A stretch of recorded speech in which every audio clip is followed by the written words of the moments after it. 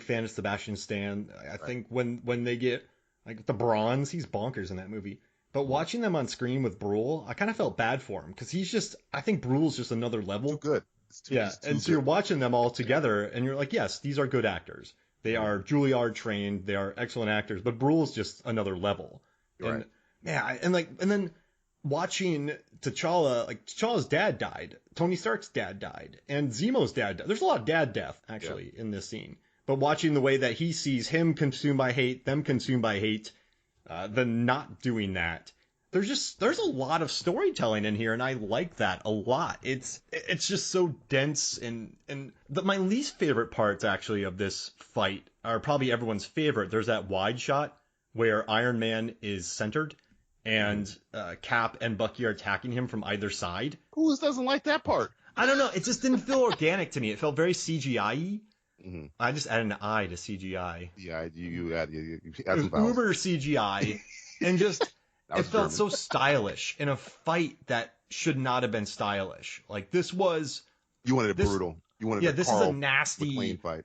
right? You know what I mean? Like this is I'm tying things around your neck. I'm blowing off your arm. I am trying to just murder and hurt. And then you get this stylized shot of them. Like you're supposed to go, yeah, like this isn't, I just don't think that's that kind of fight. See, the only thing I would push back on that is Tony is the one in the rage fueled attack. Cap and Bucky are essentially just trying to disable him. Mm-hmm. They're not rage filled. I mean, Bucky is probably regret filled, but he's not like consumed by rage. Tony is just swinging, firing, all types of crap because he is the one. They're trying to slow down the bull, essentially. And this bull just happens to be wearing a $5 million suit of advanced armor. Oh, yeah. With rockets. Way more than 50 million, whatever. Yeah. So them using tactics, to me, doesn't hurt it as much as if Tony was using tactics. And even his tactics are off the top of his head. You got to remember, this is the fastest thinking man on the planet other than like 4 other people. So when he even lets the suit take over, calculate his moves so I can, blah, blah, blah, blah, which is straight out of the comic book. I forgive it. And the part where Cap is doing the I can do this all day thing, where Tony's just that's a fun callback. Right. Tony is so it's not computing to him why he's defending this man, and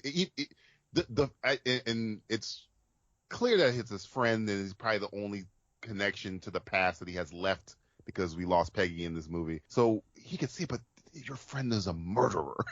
He's killed not only my parents, he's killed so many other parents. Why are you defending this man? Even Bucky himself says, Steve, I don't think I'm worth this. He says it to him. Yeah. And I Cap is, of all the times he's been selfish in these films, it's been this in Endgame. That's it. Where he, I think, is doing it for his own motivation of, he's my friend. It's the only, once Bucky's gone, I have nothing left. He's not thinking of the president. He's not thinking of, and Tony's trying to break through them. So was I, where you have friends in this reality, you know what I'm saying, in this timeline. But Cap is so transfixed on, which anybody would you be frozen in time and then wake up in a completely different timeline. This is the last thing I have left. This is it. Once Bucky's out of there, I am truly alone. And I think that's what he's fighting for. Bucky, what Bucky's fighting for, it is rough. Because you would think that Bucky would just take it. Yeah. Or he would just take the death. Because he does feel bad for what he did. That might be one of the things you might push when you're breaking down the motivations of this, though he is a programmed weapon and he's not completely out of brainwashing at this point yet. Yeah, earlier in the film, he put a gun at Tony Stark's head. Tony Stark just barely, with the hand, blocked the bullet from going into his brain. Right. So, but he was on the programming then. Yeah, he was Baron Zemo got the programming in him. But at this point, he's not really. So but it could be instinctual. The Wakandas has not completely wiped that out of his mind yet, where it's almost like in Falcon and Winter Soldier. I don't know if you've seen the whole series where Zemo tells him to pretend to be Winter Soldier in this bar, and he just tears these guys apart, and Zemo goes, yeah, it looks like that Winter Soldier, still a little Winter Soldier left in him or whatever. I think it's almost an instinctual thing to where self-preservation, even though if he had a choice, he might let Tony kill him because he knows he's done horrible crap and he's hated doing it.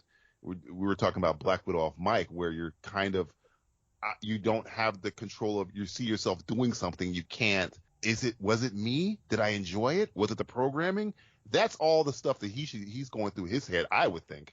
So yeah, that final fight, to me, is so much stuff in there to pick apart. I always side with Tony because the whole I don't care he killed my mom. That is literally like I wrote it with his non-metal hand. He killed his mom with his bare hand, his non-super hand. I was arguing with somebody about Marvel, and they were like, "Oh, Marvel's so kiddie," and I'm like, "There's a scene in Captain America: Civil War where Winter Soldier beats Howard Stark to death with a metal arm, and then slowly chokes out an innocent woman on camera."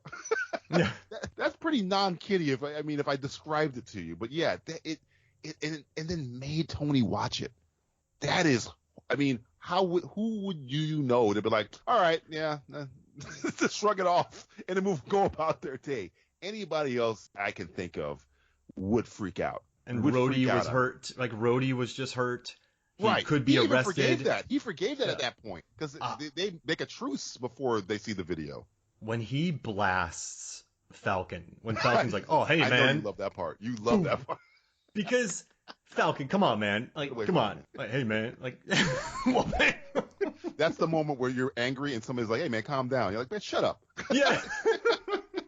When somebody doesn't take your anger and your loss seriously, it, to me personally, is the most infuriating thing ever. And even him apologizing is just like, nah, you think this is a little thing. This is my best friend that just fell from the sky and is, God, I don't even know if he's alive. I don't want to hear your apology. You're the reason this is happening. Yeah, and he just whomps him. So he's just angry, and he still calls a truce. I think there is just a spot where you want to fight. And, listen, you're right. I didn't even think about that. Bucky is like, okay, I guess I got to fight this guy now. I killed his parents, and then we've been lying to him, and then this whole thing happened, and now we're fighting each other. But I'm just going to fight him, too. Mm-hmm. It's a self-preservation thing. I think it was a self-preservation. Yeah. Thing. I think he's trying to stop him from. I don't think they're trying to kill Tony or like knock him out or like hurt him. I think they're trying to disable him. That's all. That's just stop. It's the bull in the china shop, and they're just trying to slow him down because every blow from Tony is a death blow. Yeah. She's trying to kill. Like I thought. He used the kill shot thing he always uses. He started using in Avengers where that laser, or maybe he did in Iron Man 2, the laser thing that he cuts off the roof with. Oh yeah. I thought he was saving that for Bucky. That's how I thought Bucky was gonna lose his arm, because that's probably like the most lethal blow Tony has, and he used it on the building, the block Cap, and I was like, man, he is not playing. This is the first time you see Iron Man be Iron Man. As Iron Man-y as I'm adding eyes to, as Iron Man-y as he possibly can. He uses pretty much every weapon to his disposal in this fight. Other than the fight with Thanos. That's the only other two fights where you see everything in the arsenal at once, which is great. If Bucky put down his gun, would Iron Man have killed him? Yes. If he said, "Oh wow, yeah." Yeah, I think he would have. Yeah. Wow. He would, and don't get it twisted. He would have regretted it. Yeah. Because he's not thinking with a clear head. In a week, he'd have been, man, the guy. Because he knows he knows what happened. He knows Bucky was brainwashed by Hydra to do these killings. Mm-hmm. But the rage is taken over. So he would kill Bucky, yes, and then he would have to live with that decision for the rest of his life. He would hate himself for it. But in that moment, he can't. He's not using rational thought at that. That's how I always see that fight. Walked up to him and said, "Hey, man, Winter Soldier killed your father. I'm trying to rehabilitate him." Could that have prevented a lot? I think the lie in the video, the lie. Yeah. The lie is what got him. I think you're right. I think as soon as he talked, because I think Cap figures this out by Winter Soldier when Armin Zola shows him the video of the Stark family with the X's on their head when he's talking about Winter Soldier. I was like, he knows right there, Winter Soldier killed them. If he would have talked to Tony then, look, Bucky was under brainwashing, blah, blah, blah. Tony probably would have freaked out, but he wouldn't have freaked out this hard. He wouldn't have, he wouldn't have attacked Captain America and went lethal back like this. This is all of the emotions at one point in time at once. And the one regret I have of the MCU is that this whole scene, to me, this whole altercation is brushed over in preceding movies. He even near the very end of the movie, which I don't like. I send him the phone. Hey man, right. It's cool. It's cool because he's in Cap's room. Yeah, and he's you can tell he's kind of regretting what happened. I think it was too fast for that. The rage should have been for a while. So in Endgame, where he goes, well, I got over it. I didn't want to be mad anymore. I was like, no. That should have been longer, or we should have seen more of it. I love an Endgame when in the beginning where Tony rips off the arc reactor and goes, you said we do it together. You go and take this and you hide. That rage was still there. And then the next time you see him, he's fine. I was like, no. They need to have a longer heart to heart than that parking lot conversation. Absolutely. That's my only regret, because this was and I think it's one of Robert Downey Jr.'s best performances as a character, because it's a shade of Tony Stark you've never seen. Irrational rage. You've never seen that before. Not snarky, not telling any jokes. He's trying to kill somebody.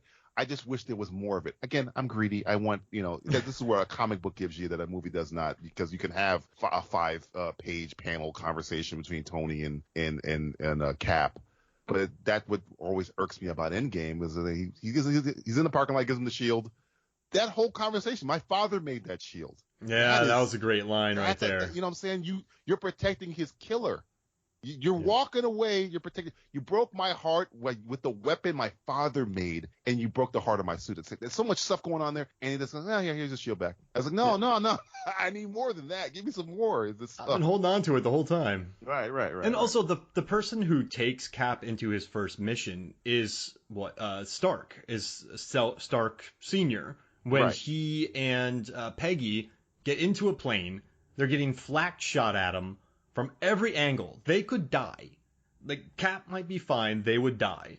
And then I remember that plane scene because Cap is just telling them what to do. Like, they're risking their lives. He's like, you turn around. She's like, just say thank you, you idiot. So right. You know what I mean, though? They're risking their lives to take him to his first mission. And he's like, this is what you need to do. Like, I was like, come on, Cap. I think Howard idolized him. Not idolized him as I think he's the example. He's the guy that your parents or a person your parents used to. Why can't you be more like blank? That's yep. Steve Rogers. So that's probably what Tony Stark had. Because as you watch in that same movie, the barf scene, where I could see millions of conversations where Howard was having with Tony, where it was probably like he was disappointed in him because he's not living up to being as good a man as Steve was. And probably Tony was so tired of hearing that. Like, God damn. And then when he figures out, well, he probably just resolved himself in the fact that I'm not as good as Steve. And then he realized, like, oh, wait, this guy is a piece of shit too? Yes. Yeah, he's a liar? He's lying to me in my face. The guy that you were lying about, he idolized you. He would lecture me for years about, man, I remember we were in World War II and, Steve was, why can't you be more, I could just see it. The way Slattery performs it, where he's leaving. This is the last time I saw him or whatever. And that's what I think. It's all of that stuff compounded on top of each other. So, yeah, I did want more of that. And the best part I got was that first scene where Tony was like screaming at him and he passes out. I was like, that's great. That's good stuff right there. I want more of that. And when they were going to the house in Endgame, that's what I thought we were going to get. But it's more time travel-y, timey-wimey. And again, I know the movie was long enough. But there was such a important moment of the MCU. This moment in Civil War causes Thanos to win. Exactly. So I wanted more of that. I wanted more of the fallout of that. So yeah. They didn't even want to unite in Infinity War. He's like, well, I got his phone, but like we're not really talking. It's like the world is ending. Right. The world's ending. That's how you know. That's how you know how it was so bad. Yeah. And they keep them apart, which is great. Again, I love Infinity War because it's still got the residue of Civil War. Tony doesn't call him right away and acts like everything's fine. He gives the banner and dips